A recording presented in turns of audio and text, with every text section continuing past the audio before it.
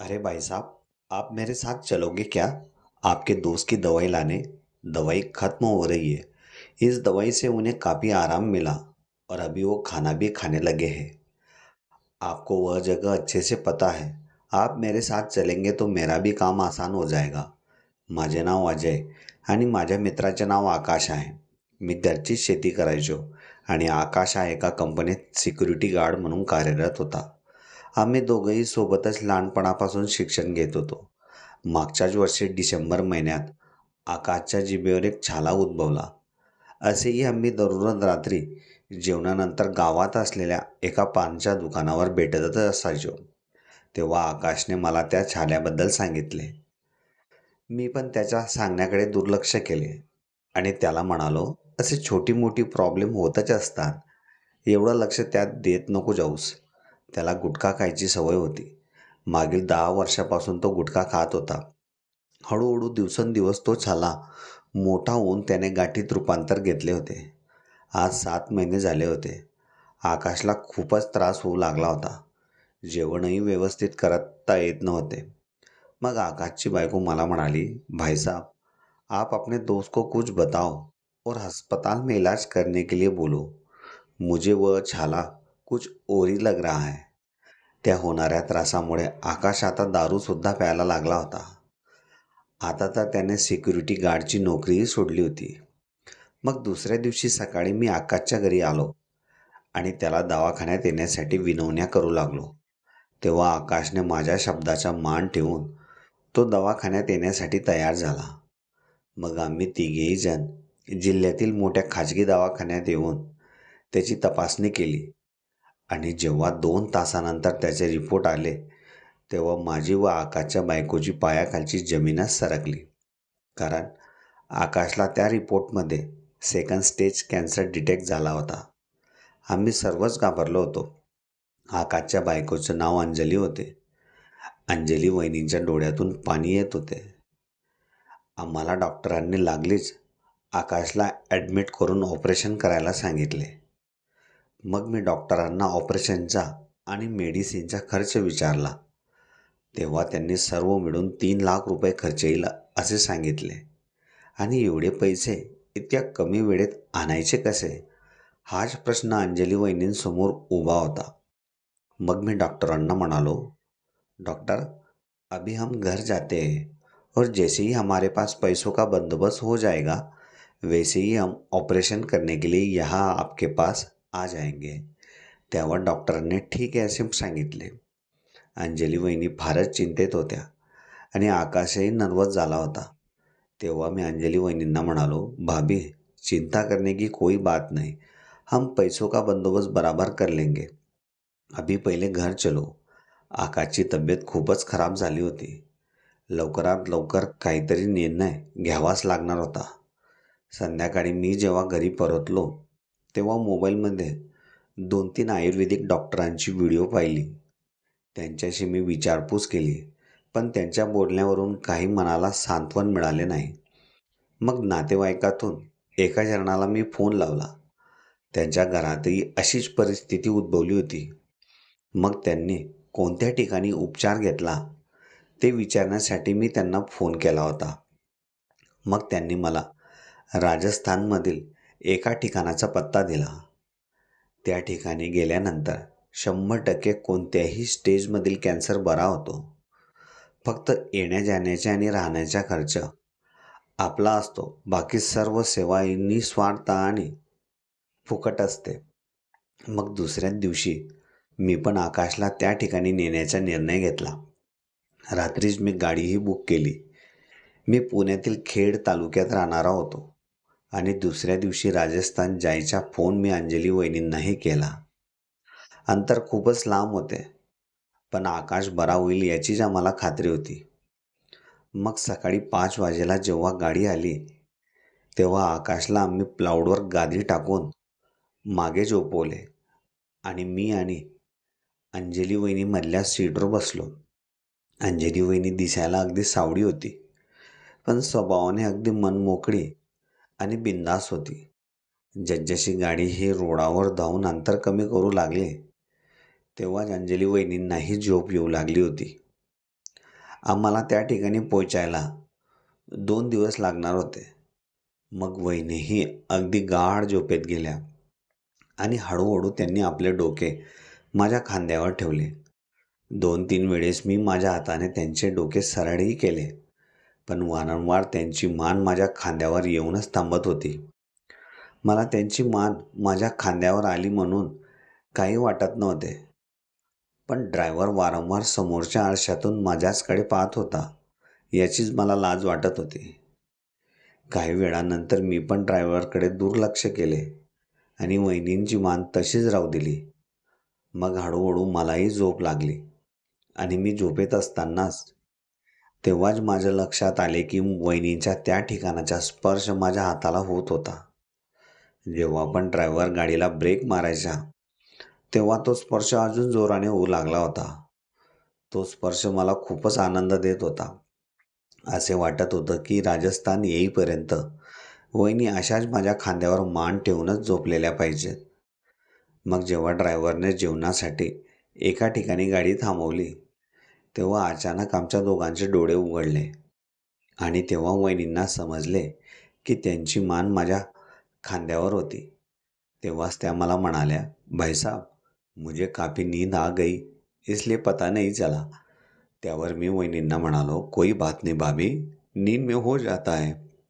मग जेवण करून आम्ही लागलीच त्या ठिकाणाहून निघालो आणि लगेचच 1.5 दिवसात ड्रायव्हरने आम्हाला राजस्थानच्या त्या आश्रमात पोचवले. तिथल्या महाराजांनी आकाशला पाहिले आणि 2 दिवस अजून त्या ठिकाणी थांबायला लावले. मग आम्ही तिथल्याच जवळच्या हॉटेलमध्ये 2 रूम बुक करून तिथंच थांबलो. आकाशला या ठिकाणी येऊन वेगळीच ऊर्जा प्राप्त झाली आणि जो आकाश 2 दिवसाअगोदर अशक्त होता, तो आता स्वतःहून बोलायलाही लागला होता. मग एका रूममध्ये वहिनी आणि आकाश होते आणि दुसऱ्या रूममध्ये मी आणि ड्रायव्हर होतो. अधूनमधून वहिनी मला आकाशला बाथरूमला नेण्यासाठी आवाज देऊन बोलवतच होत्या. मग रात्रीला जेवण झाल्यानंतर 12 वाजेला वहिनी आमच्या रूमचा दार बाहेरूनच वाजू लागल्या. मग काही वेळाने जेव्हा माझे डोळे उघडले तेव्हा वहिनी मला आवाज देऊन बोलवत होत्या. मग मी जेव्हा दार उघडवला तेव्हा वहिनींना म्हणालो, "क्या हुआ भाभी? इतनी रात को आप यहाँ?" तेव्हा वहिनी मला म्हणाल्या, "भाई साहब जल्दी चलो, आपके दोस्त को बाथरूम तक लेके जाना है." त्यावर मी वहिनींना म्हणालो, "भाभी आप चलो, मैं अभी आता हूँ." मग मी जेव्हा रूममध्ये आलो तेव्हा आकाशचा एक हात वहिनींच्या खांद्यावर होता आणि त्या आकाशला उठवण्याचा प्रयत्न करत होत्या. पण तेवढ्यात त्यांच्या साडीचा पदरही खाली निसटला आणि त्यांच्या समोरचे दृश्य स्पष्ट दिसू लागले. पण तरीही त्यांना भानच नव्हते की रूममध्ये मी आलो आहे. त्या तशाच अवस्थेत उभ्या होत्या. मग मी त्यांच्या मदतीला येऊन आकाशला बाथरूमला नेले. तेव्हा वहिनींनी माझ्यासमोरच आपली साडी व्यवस्थित केली आणि आकाशला झोपवून मी परत रूममध्ये आलो. माझ्या डोळ्यासमोर तर वहिनींचे ते चित्रच फिरू लागले होते.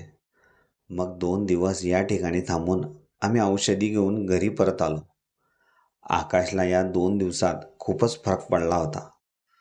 आता त्याला जेवणही व्यवस्थित करता येत होते. मग अधूनमधून मी आकाशला भेटण्यासाठी जातच असायचो. मग एके दिवशी सकाळी मी शेतात जाण्याआधी आकाशला भेटून जावं आणि त्याच्या तब्येतीविषयी विचारपूस करावी म्हणून मी त्याच्या घरी पोचलो. मी सरळ आकाशच्या रूममध्येच गेलो. आकाश हा झोपलेला होता आणि वहिनीही दिसत नव्हत्या. मग मी रूममधून बाहेर येऊन वहिनींना आवाज देणारच होतो तेवढ्यात वहिनी या अंघोळ करून बाथरूममधून बाहेर आल्याच होत्या. मग मी आकाशच्या रूमच्या आडोशाला उभा राहून वहिनींना पाहत होतो. वहिनी या बाहेरून सावळ्या असल्या तरी आतून खूपच सुंदर दिसत होत्या आणि त्यांचा तो काळा ब्रा त्यांना अजूनच शोभून दिसत होता. मग वहिनी पूर्ण तयार झाल्यावर आत येणारच होत्या तेवढ्यात मी आकाशजवळ जाऊन बसलो. मग काही वेळाने वहिनी हातात चहाचा कप घेऊन रूममध्ये आल्या आणि मला पाहून त्या चकितच झाल्या व म्हणाल्या, "भाई साहब, आप यहाँ कब आए? त्यावर मी वहिनींना म्हणालो, भाभी, मुझे यहाँ आए हुए 20 मिनट हो गए और आप कहाँ थी? मैं कब से आपका इंतज़ार कर रहा हूँ. तेव्हा वहिनी मला म्हणाली, भाई साहब, मैं नहाने गई थी और चाय बनाने में देर हो गई. तेव्हा मी स्वतःशीच विचार करू लागलो. ते तर मी पाहिले वहिनी, किती सुंदर आहात तुम्ही आतून. असे वाटत होते की त्याच वेळेस तुम्हाला मिठीत घेऊन तुमच्या ओठांवर ओठ टेकवावे. तेव्हा मी वहिनींना म्हणालो, भाभी, मैं चलता हूँ और हाँ, आकाश की तरफ ध्यान रखना. किसी चीज़ की ज़रूरत हो तो मुझे बुला लेना. मग वहिनींबद्दलच विचार करत मी त्या ठिकाणाहून शेतासाठी निघालो. आता आकाशला औषधी घेऊन 1 महिना पूर्ण होण्यात आला होता. हळूहळू त्याची औषध संपण्यावर आली होती. तेव्हा वहिनी संध्याकाळी माझ्या घरी येऊन मला म्हणाली, भाई साहब, आप मेरे साथ आपके दोस्त की दवाई लेने राजस्थान आ सकते हैं क्या? मुझे अकेले जाने में डर लगता है और उस जगह की आपको पूरी तरह से मालूमात है. एक दिन में ही हम जाकर वापस आ जाएंगे. तेव्हा मी वहिनींना म्हणालो, भाभी, कब जाना है? त्यावर वहिनी म्हणाल्या, जब आपको टाइम मिलेगा तब निकल जाएंगे, मगर हम बस में ही जाएंगे. अभी कितने दिन की दवाई बची है आकाश की? तेव्हा वहिनी म्हणाली, 6-7 दिन की दवाई बची है उनकी. मग मी म्हणालो, फिर हम परसों ही निकलेंगे. आज शाम तक कौन से गाड़ी का रिजर्वेशन खाली है वो चेक करके देख लेते हैं, फिर उसी हिसाब से निकलेंगे. मग सकाळी मी बसवाल्याच्या ऑफिसमध्ये येऊन बसची विचारपूस करू लागलो. एवढ्या लांब बसचा प्रवास हा पण 2 दिवसाचा असणार होता. हा प्रवास पुणे ते अहमदाबाद आणि अहमदाबाद ते राजस्थान असा होणार होता. ऑफिसमधील मुलाने सर्व गाडी चेक केल्या. एका गाडीत एकच डबलची सीट राजस्थानपर्यंत खाली होती आणि आम्हाला सिंगलची 2 सीट हवी होती. काय करावे काहीच समजत नव्हते. तरी मी त्या मुलाला अर्धे पैसे देऊन सांगितले, जर ही सीट बुक करायची असेल तर मी तुम्हाला संध्याकाळी उरलेले पैसे परत करेल, नाहीतर ही सीट कॅन्सल समजावी. मग मी त्या ठिकाणाहून निघून सरळ आकाशच्या घरी आलो आणि वहिनींना रिजर्वेशन सीटबद्दल सांगू लागलो. तेव्हा वहिनी मला म्हणाली, भाई साहब, आपने वही सीट बुक कर लेनी चाहिए थी. इतने दूर के सफ़र में अगर सीट नहीं मिली तो जाना कॅन्सल हो जाएगा. वहिनींनी असं म्हटल्याबरोबर मी आश्चर्यचकितच झालो. मी आणि वहिनी एकाच सीटवर कसे काय झोपून प्रवास करणार? मग वहिनींनाच हरकत नाही तर मी त्यात काय करू शकणार? मग लागलीच त्या दुकानदाराला फोन करून मी ऑनलाईन सर्व पेमेंट केले आणि ती सीट बुक केली. मग दुसऱ्या दिवशी सकाळीच आम्हाला 10 वाजेला निघायचे होते. म्हणून मी पण माझ्या तयारीला लागलो. आमची गाडी ही पुण्यावरून निघणार होती. म्हणून आम्हाला सकाळीच 8 वाजेलाच घरून निघावं लागणार होते. मग वहिनींनी पण त्यांच्या आईला आकाशच्या मदतीसाठी संध्याकाळीच त्यांच्या घरी बोलावून घेतले आणि दुसऱ्या दिवशी सकाळी 7:45 वाजेला मी आकाशच्या दारात उभा राहून वहिनीला आवाज देऊ लागलो. मग आम्ही बसने पुण्याला 10 वाजेला पोहोचलो. बस ही निघण्याच्या तयारीतच होती. ती आमचीच वाट पाहत होती. बस ही पूर्णपणे AC होती आणि आतून बाहेरून पूर्ण नवीन होती. स्लीपर कोच असल्यामुळे काही टेन्शन नव्हते. माझा संपूर्ण खर्च हा वहिनींनीच केला होता. मग बसच्या डिक्कीत सामान ठेवून आम्ही आमच्या सीटवर येऊन बसलो. गाडीत बसून थंडी वाजत होती. मग मी वहिनींना गाडीचे पडदे लावायला लावले आणि मोबाईल पाहून त्या ठिकाणी लोळलो. वहिनीही माझ्या शेजारी लोळल्या व जे मोबाईलमध्ये मी पाहत होतो ते त्या पाहू लागल्या. अचानक यूट्यूबमधील व्हिडिओ पाहता पाहता ॲडमध्ये एक किसिंगचा सीन आला आणि ती ॲड मी स्किप न करता पूर्ण पाहिली. तेव्हा वहिनी मला म्हणाल्या, भाई साहब, ऐसे कुछ भी मत देखा करो मोबाइल में, अभी तो तुम्हारी शादी भी नहीं हुई है. तेव्हा मी वहिनींना म्हणालो, क्या करूँ भाभी, ये यूट्यूब वाले ऐड भी ऐसे समय में लगाते हैं, अभी इनको क्या कहूँ. छोड़ो, नहीं देखना मोबाइल, अभी नींद आ रही है. पहली बार AC में सोने का मौका मिला है, उसी का आनंद ले लेते हैं. मग मी मोबाईल बाजूला ठेवून मस्त झोपून राहिलो. मी झोपल्यानंतर वहिनीही आरामात झोपून राहिल्या. आमची गाडीही मुंबईच्या दिशेने रवाना होऊ लागली. तेव्हाच अचानक वहिनींचा हात माझ्या छातीवर आला. मग लागलीच माझे डोळे पटकन मी उघडवले आणि एक नजर वहिनींकडे टाकली. वहिनी अगदी गाढ झोपेत होती. तिच्या सावळ्या चेहऱ्यावर गोड हास्य अतिशय सुंदर दिसत होतं. मग मी वहिनींचा हात माझ्या छातीवरून खाली सरकवला. तेव्हा माझं लक्ष तिच्या खांद्यावर गेलं.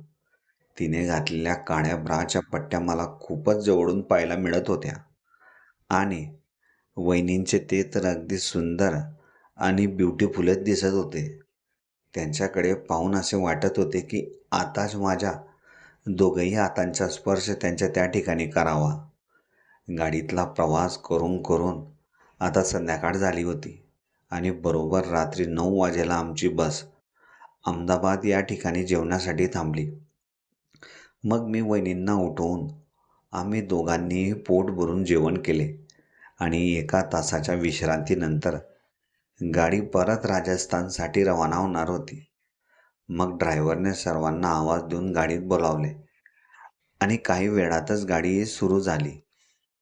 सकाळी 10 वाजेला गाडी राजस्थानला पोहोचणारच होती. माझी दिवसाला झोप झाल्यामुळे मला रात्रीला झोपच लागत नव्हती. मग मी मोबाईल पाहूनच टाइमपास करत होतो. आता रात्रीचे 11 वाजले होते. ड्रायव्हरने गाडीतले लाईटही ऑफ केली. गाडीत पूर्ण अंधार झाला होता. वहिनीही झोपल्या होत्या. मग त्यांनी परत त्यांचा हात माझ्या पोटावर ठेवला आणि त्या अगदी मला चिटकून झोपल्या. मला अगोदर वहिनींमध्ये कुठलाही इंटरेस्ट नव्हता. पण जेव्हापासून वहिनी या गाडीत माझ्या शेजारी झोपल्या तेव्हापासून माझं आकर्षण जास्त वहिनींकडेच डोकावत होते. मग मी पण माझा मोबाईल बंद करून वहिनींच्या चेहऱ्याकडे चेहरा करून झोपलो. मग मी पण माझा एक हात वहिनींच्या अंगावर ठेवला. तेव्हाही वहिनी काहीच बोलल्या नाही. हळूहळू आमचे दोघांचेही गरम श्वास एकमेकांना स्पर्श होत होते. माझ्या गरम श्वासाच्या ऊबमुळे वहिनी अजूनच माझ्याकडे सरकू लागल्या. मला मनात भीती वाटत होती, जर वहिनी आपल्याला काही बोलल्या तर. म्हणून मी माझा हात काढून सरळ झोपलो आणि परत मोबाईल पाहू लागलो. तेवढ्यातच माझ्या कानाजवळ वहिनींचा हळूच आवाज आला, भाई साहब, खाली गरम सांसें ही छोड़ते रहोगे या आगे कुछ करोगे भी. वहिनींच्या असं बोलल्यावर मी आश्चर्यचकितच झालो. पण नंतर मला आकाशची आठवण आली. ही तर आपल्या मित्राची बायको आहे आणि त्यांच्यासोबत आपण असे काही विचित्र काम केले आणि त्याला जर समजले तर त्याला खूपच वाईट वाटेल, कारण तो शेवटी आपला जिवलग मित्र आहे. मग मी वहिनींना म्हणालो, भाभी, आप थोड़े मुझसे दूर होके सो जाओ, क्योंकि आप जितने मेरे नज़दीक आती हो उससे मुझे पेट में गुदगुदी होती है. तेव्हा वहिनी मला म्हणाल्या, भाई साहब, आप भी मेरी फीलिंग समझो. जिस औरत को 1 महीने से पति का प्यार ना मिला हो, उस औरत के दिल पर क्या बीतती होगी, यह आप खुद भी जानते हैं. इसलिए मैं जैसा कर रही हूँ वैसा मुझे करने दो और आप भी मुझे साथ दो.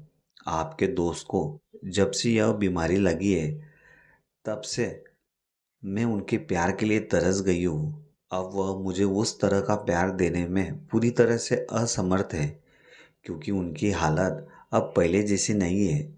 इसलिए मैं चाहती हूँ कि उनकी कमी तुम पूरा कर दो. वहिनी वारंवार माझ्या चेहऱ्यावर हात फिरवू लागल्या होत्या. तेव्हा मी वहिनींना म्हणालो, मगर भाभी, इस काम के लिए मेरा मन मुझे यह करने से पूरी तरह रोक रहा है. तेव्हा वहिनी मला म्हणाली, भाई साहब, अभी तक तो आपकी शादी भी नहीं हुई. जब तक आप कुंवारे हो तब तक मैं आपको मुझसे प्यार करने की पूरी तरह से परमिशन देती हूँ. जैसे ही तुम्हारे दोस्त पूरी तरह से अच्छे हो जाएंगे तब तुम मुझसे खुद ही दूर हो जाना. मगर अभी मेरे बारे में ज़रूर सोचना और मुझसे जी भर के प्यार करना. मग तेव्हा मी वहिनींकडे मान ओढवून त्यांच्याकडे पाहू लागलो. वहिनींना खूपच आतुरता झाली होती की मी त्यांना भरभरून प्रेम करावे. या कारणासाठीच त्यांनी माझ्याबरोबर एका सीटवर प्रवास करायला हो म्हटले असावे. आता वहिनीने त्यांच्या दोघंही हातात माझा चेहरा पकडला आणि हळूहळू त्यांचे ओठ माझ्या ओठांजवळ घेऊन आल्या. मी पण डोळे बंद करून वहिनी माझ्यासोबत काय करतील त्याची वाट पाहू लागलो. वहिनींचे पूर्ण गरम श्वास आता माझ्या गालालाही स्पर्श होत होते. तेव्हाच वहिनींनी माझ्या त्या ठिकाणी असा स्पर्श केला, त्यामुळे मी माझे मनातले सर्व कंट्रोल सोडून माझे ओठ वहिनींच्या ओठांवर टिकवले. तब्बल एका तासापर्यंत आम्ही एकमेकांच्या ओठांचा रस चाखतच राहिलो. आता गाडीतच वहिनींनीही आपल्या अंगावरील कपडे बाजूला ठेवले आणि सकाळी 5 वाजेपर्यंत मी आणि वहिनी एकमेकांसोबत भरभरून प्रेम करू लागलो. या 2 दिवसात वहिनींना माझ्याशिवाय चित्तच लागत नव्हते. मग आम्ही सकाळीच 10 वाजेला राजस्थानला पोहोचलो आणि आकाशची औषधी घेऊन परत संध्याकाळी त्याच गाडीने घरी परतलो. गाडीत येतेवेळी सुद्धा आम्ही दोघांनी भरभरून प्रेम केले. आता माझ्या शेतात जाणे कमी झाले आणि आकाशच्या घरी थांबणे जास्त झाले होते. जसेही वहिनी आकाशला लागणारे सर्व औषधी देऊन आपलं काम आटोपून घ्यायच्या, त्याच वेळेस माझ्यासोबत त्या भरभरून प्रेम करायला मोकळ्या राहायच्या. आमचा कार्यक्रम असा 1.5 वर्षापर्यंत चालत राहिला. आता आकाशलाही 90% बरे वाटायला लागले होते. त्याच्या जिभेवर आलेली गाठ ही त्या औषधामुळे खूपच विरघळली होती. मग माझ्या घरच्यांनी माझं लग्न करायचे ठरविले. काही दिवस मी वहिनींपासून लांबच होतो, पण ते म्हणतात ना, पहिलं प्रेम ते पहिलंच असतं, कधीही न विसरता येणारे. मी लग्न फक्त नावासाठीच केले होते, पण अजूनही भरभरून प्रेम करायची इच्छा मला वहिनींसोबतच यायची. आता वहिनींनाही दिवस राहिले होते. त्या तर सांगतच असायच्या की येणारं बाळ हा तुमच्यासारखाच असावा, कारण आकाशपेक्षा जास्त वेळ मी वहिनींसोबत घालवला होता. अशा प्रकारे रात्रीच्या बसच्या प्रवासात वहिनींनी जे मला प्रेम दिले ते मी कधीही विसरू शकणार नव्हतो.